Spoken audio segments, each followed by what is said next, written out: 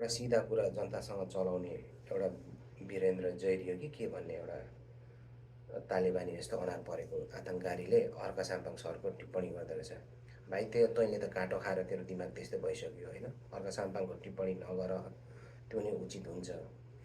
मिलेन क्या लेभल, मिलेन। तिम्रो लेभल भनेको तिमीले पत्रकारिता गर्ने भनेको दुर्गा पर्साईहरू जस्तोलाई आइडल मानेर गर्ने हो। हर्क साम्पाङ होइन क्या तिम्रो लागि, बुझ्यो? हर्क साम्पाङ भनेको गरिब दुखीको लागि हो।